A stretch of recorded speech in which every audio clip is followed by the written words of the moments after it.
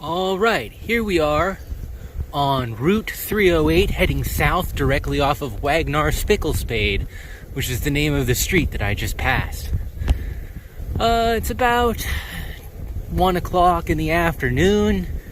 It's just starting to rain again, and I'm officially in Belgium, and I'm heading south, so I'm going to be staying in Belgium for the foreseeable future. I don't even know if I'll be... Oh, look there, I'm on the 308. I don't even know if I'll be heading back into the Netherlands, honestly. I sort of made a snap judgment to ride a bit more south to get to something. The cycle through the trees, in fact. And now I'm in Belgium, so I figured here I'll stay. The bicycle continues to roll just fine, despite being covered in mud and rain. Whew. And I just stopped for lunch. And that's pretty much it for the most part. I'm gonna keep riding south into Belgium. And at some point I'm gonna get to wherever I'm heading now, which I've forgotten about. But thankfully it's in my map, otherwise I would have no idea. Whew. Lots of stinging nettle on the side of the paths here. Can't help but notice. That should make camping interesting.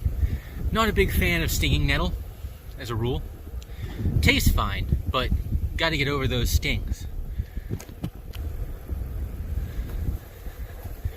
And that's my first day in Belgium. My first full day, at least. I rode into Belgium yesterday. Oh, also, I don't know if you can see it, but I did break my mirror. I ran a little bit too close to a trash can yesterday, going around an intersection, and just barely clipped it, and of course shattered the glass, which is why plastic reflective mirrors for bicycles are better. But here we are. You live, you learn. I'm gonna keep riding. It seems like the rain is getting harder. I found myself a nice set of abandoned buildings here in Belgium along the bike route. Unfortunately, they're very boarded up. Some of the windows are even cinder block closed. Otherwise, I'd probably be doing this inside of one of them right now. But they're right beside this large canal, which definitely looks artificial. Unfortunately, I don't really know anything about them because all of the information is in Dutch, but they look pretty cool. So that's nice.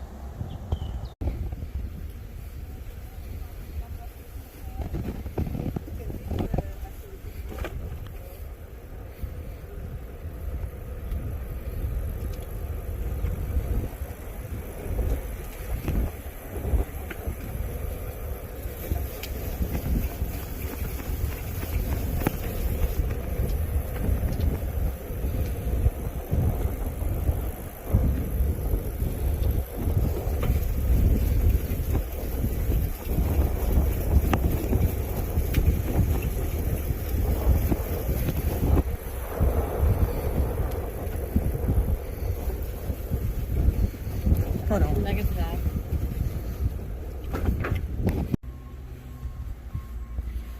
I found myself in another nature park. As it happens, these are amazing trees. Very carefully maintained, I suspect.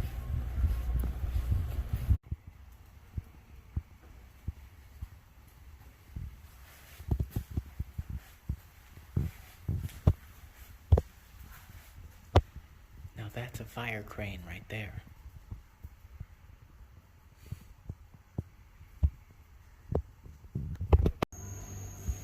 Here's a rare collection of some assorted clothing from 100 years ago.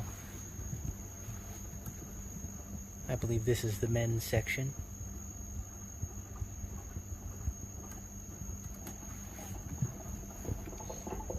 I don't know if you can see it, but those socks have buttons up the side. That just seems terribly uncomfortable.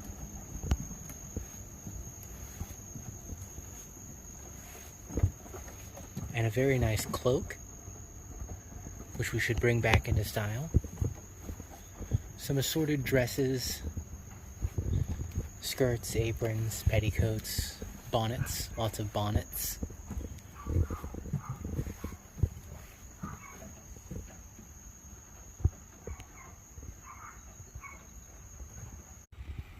A fine example of the halfway point in wattle and daub construction. You can see the main frame is timber framed with tusked joints, partial tenons on most of them, and then everything else is filled in with assorted sticks. Hold on, bam. There we go. Everything else is filled in with all those little branches and sticks. This will then be daubed over with a mixture of mud and peat and animal dung, which will then be dried and whitewashed and look like that wall over there. Probably capped with a nice sod and reed roof. This is a lovely little garden. I really like it a lot.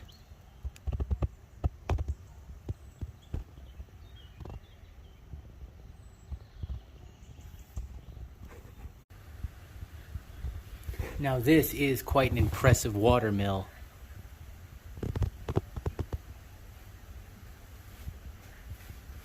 Not running at the moment, but you can see where the mill wheels grind up the grain, and all of the teeth on the gear are made with wood.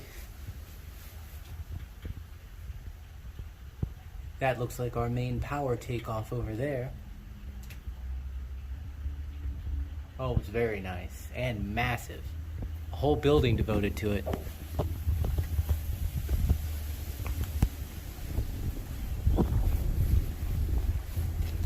And just out here is our gate and sluice. And the wheel itself, right on the side of the building here.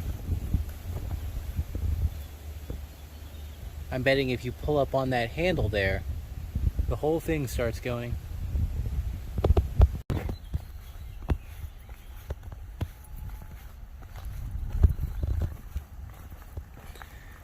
It's only about half an hour before the park closes, which is why there's absolutely no one here except for me.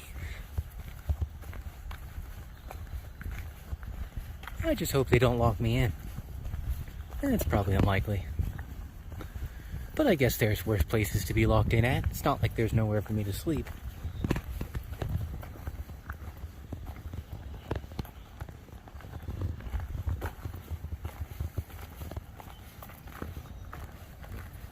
It's a little duck pond.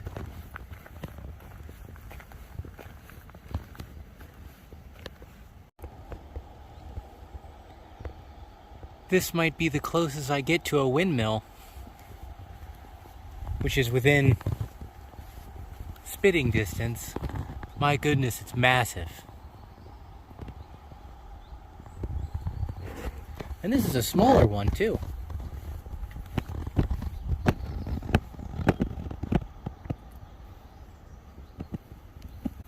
There's the mechanism for turning the head. And you can even go inside. Up on that top floor there would be the millstones and all the materials, and you would bring stuff through here to be milled. Some assorted tool benches for fixing everything, and some steps to go upstairs. Huh.